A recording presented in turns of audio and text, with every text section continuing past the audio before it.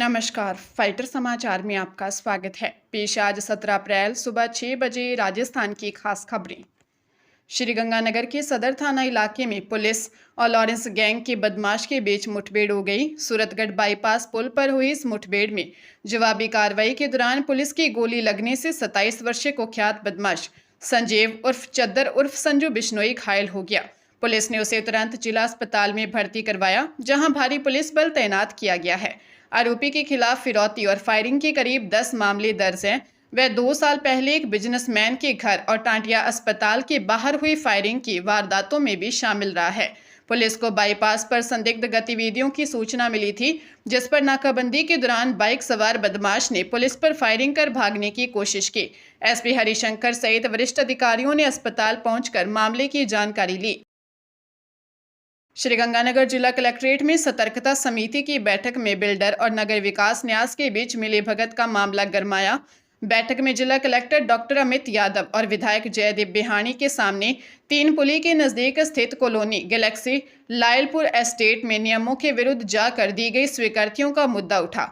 आरोप है कि न्यास अधिकारियों ने बिल्डर से सांठ-गांठ कर दर्जनों बिग्गा जमीन को छोटे टुकड़ों में विभाजित किया, ताकि ईडब्ल्यूएस और एलआईजी श्रेणी के भूखंडों के नियमों से बचा जा सके। इसके कारण कई जरूरतमंद लोग अपने हक के प्लॉट से वंचित रह गए। विधायक ने कलेक्टर को बताया कि मामले में सिंचाई और जन स्वास्थ्य अभियांत्रिकी विभाग के अधिकारियों की भूमिका भी संदिग्ध है। मामले की गंभीरता को देखते हुए कलेक्टर ने एडीएम सिटी रीना छिंपा को जांच सौंप कर रिपोर्ट तलब की है। दूसरी ओर एसीबी भी इस प्रकरण में सक्रिय हो गई है।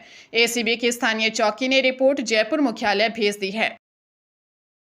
हनुमानगढ़ टाउन थाना क्षेत्र में लिव इन रिलेशनशिप के नाम पर धोखाधड़ी और ब्लैकमेलिंग का एक चुकाने वाला मामला सामने आया। पंजाबी मोहल्ला निवासी 50 वर्षीय अशोक कुमार ने मधुबाला सहित 6 लोगों के खिलाफ अदालत के जरिए मुकदमा दर्ज करवाया है।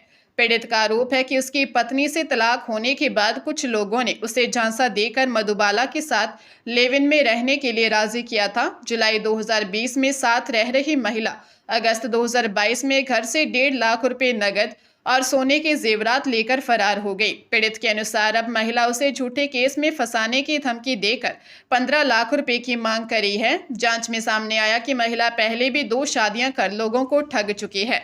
पुलिस ने मधुबाला, प्रेम कुमार, सुमित्रा, श्यामलाल, अनूप और रीतू के खिलाफ मामला दर्ज कर जांच शुरू कर दी है। दौसा जिले में कृषि विभाग ने गुण नियंत्रण अभियान के तहत बड़ी कार्रवाई करते हुए 7 खाद बीज विक्रेताओं के उर्वरक लाइसेंस निलंबित कर दिए हैं। संयुक्त निदेशक कृषि रामराज मीणा के नेतृत्व में किए गए सघन निरीक्षण के दौरान इन दुकानों पर भारी अनियमितताएं पाई गई। जांच में मुख्य रूप से पीओएस मशीन में दर्ज स्टॉक और गोदाम के वास्तविक स्टॉक में बड़ा अंतर मिला। इसके अलावा विक्रेताओं द्वारा परिसर के बाहर मूल्य सूची प्रदर्शित नहीं करने, स्टॉक रजिस्टर का संधारण नहीं करने और लाइसेंस में आवश्यक विवरण दर्ज नहीं होने जैसी कमियां भी सामने आई। जिन फर्मों के लाइसेंस निलंबित किए गए हैं उनमें सिकंदरा की खंडेलवाल ट्रेडर्स, कसाना खाद बीज भंडार, महावीर खाद बीज भंडार, आरएस खाद बीज भंडार के साथ साथ ठिकरिया के राठौर खाद बीज भंडार, लवाण के श्री जी एग्रोटेक और कुंडल की कल्याण सहाय राकेश कुमार शामिल है।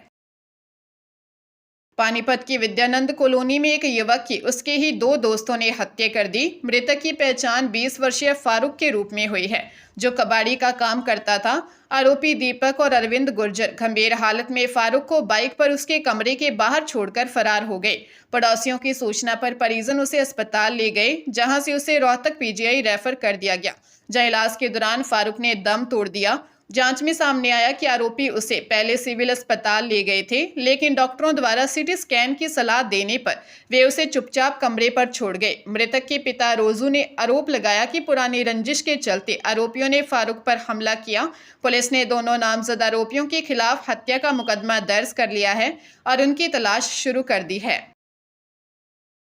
श्रीगंगानगर के कोतवाली थाना क्षेत्र में एक व्यापारी द्वारा किसान को फर्म में पार्टनर बनाने का झांसा देकर करोड़ों रुपए की धोखाधड़ी का मामला सामने आया है।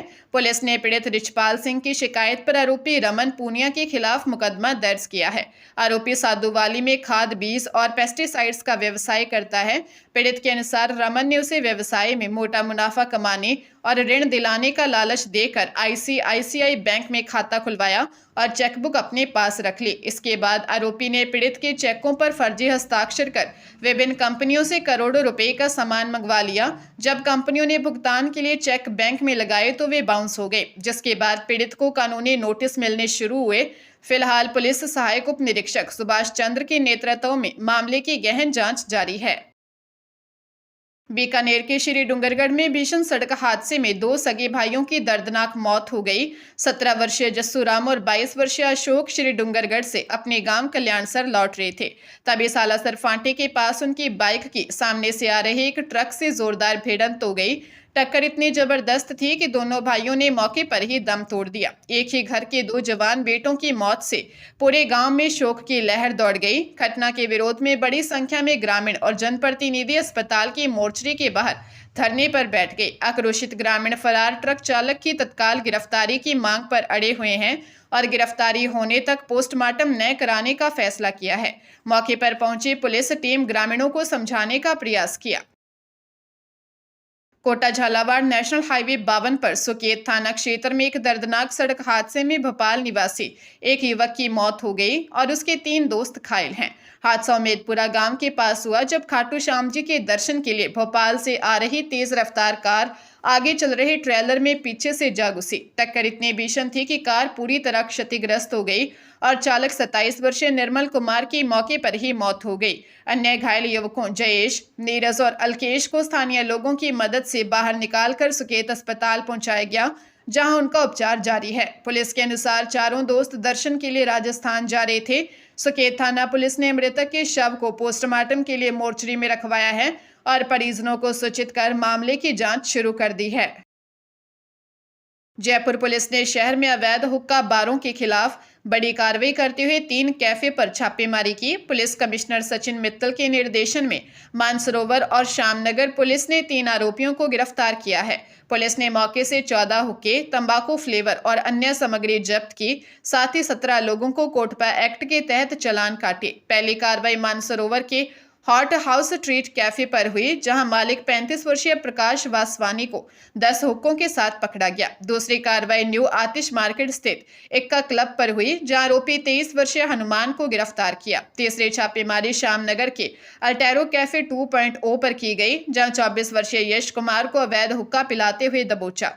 पुलिस ने राजस्थान धूम्रपान निषेध अधिनियम के तहत मामले दर्ज कर जांच शुरू कर दी है। कोटा पुलिस ने ट्रक ड्राइवर से हुई 12.5 लाख रुपए की लूट का पर्दाफाश करते हुए 2 आरोपियों को गिरफ्तार किया है। पकड़े गए आरोपियों की पहचान बूंदी निवासी बलराम उर्फ बल्लू और कोटा के बोरखेड़ा निवासी देवेश के रूप में हुई है। बलराम पहले भी पोक्सो एक्ट में 7 साल की जेल काट चुका है। वारदात 6 अप्रैल की है, जब महाराष्ट्र से अंगूर मंगवाने के लिए एक ट्रक से 12,70,000 रुपए छिपा कर भेजे जा रहे थे। फल सब्जी मंडी में काम करने वाले एक मुखबिर ने बदमाशों को पैसों की जानकारी दी थी, जिसके बाद कोटा से ही रैकी शुरू की गई। दरा के पास बदमाशों ने चलती गाड़ी की रस्सी काट कर नकदी वाला कार्टून लूट लिया। साइबर सेल और डीएसपी की मदद से सीसीटीवी फुटेज खंगाल कर आरोपियों को दबोचा गया। पुलिस अब गिरोह के अन्य फरार सदस्यों की तलाश और शिनाख्त की कार्रवाई में जुटी है। लुधियाना के थाना सराबा नगर की पुलिस ने एसएस जैन सभा हैबोवाल कलां के सदस्यों के खिलाफ दान की राशि में लाखों रुपए का गबन का मामला दर्ज किया है। यह कार्रवाई संस्था के वर्तमान अध्यक्ष प्रवीण कुमार जैन की शिकायत पर की गई है। आरोप है कि संस्था के ही कुछ सदस्यों ने मिली भगत कर दान के नाम पर लोगों से करीब 50 से 60 लाख रुपए एकत्रित किए, लेकिन यह राशि संस्था के आधिकारिक खाते में जमा करने की बजाय आरोपियों ने आपस में बांट ली। पुलिस ने लंबी जांच के बाद पंकज जैन, राजीव जैन, विशाल जैन और प्रवीण कुमार को नामजद किया है। आरोपियों के खिलाफ धोखाधड़ी, अमानत में खयानत, फर्जी दस्तावेज तैयार करने और आपराधिक साजिश रचने की विभिन्न धाराओं के तहत केस दर्ज किया है। पुलिस के अनुसार दिसंबर 2025 में मिली शिकायत की गहन छानबीन के बाद यह एफआईआर हुई है। फिलहाल आरोपियों की गिरफ्तारी के लिए छापेमारी जारी है।